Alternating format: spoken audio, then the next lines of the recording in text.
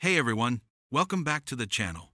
Today, we're catching up with Raffaele Sollecito, best known for his involvement in the Meredith Kercher murder case alongside Amanda Knox.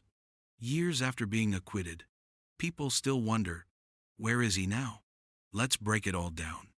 Raffaele Sollecito is an Italian computer science and informatics student who, in 2007, was arrested alongside Amanda Knox for the murder of Meredith Kercher in Perugia, Italy. After a long series of trials, appeals, convictions, and acquittals, he was finally cleared of all charges in 2015 by Italy's highest court. After his acquittal, Sollecito worked to rebuild his life. During the years of legal turmoil, he completed his bachelor's degree in computer science. After his acquittal, he also specialized further in engineering informatics. He published his memoir recounting those years and made occasional public media appearances, particularly in documentaries about the case. Where is Raffaele Sollecito now? As of now, Raffaele is living in Milan, Italy. He is working as a cloud architect, designing and managing cloud infrastructure for companies. He does freelance and consultant work in that field.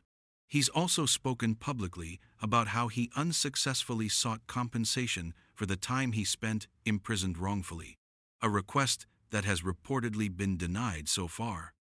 On the personal side, his relationship status is neither confirmed nor widely publicized.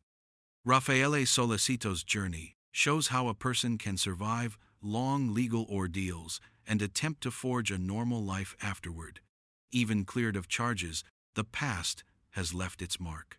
He's turned to tech work, writing, and public reflection, but the wounds of wrongful accusations still linger. What do you think? Can someone truly move forward after something like that? Drop your thoughts in the comments. If you found this update interesting, don't forget to like, subscribe, and hit that notification bell for more Where Are They Now stories. Until next time, stay thoughtful and take care.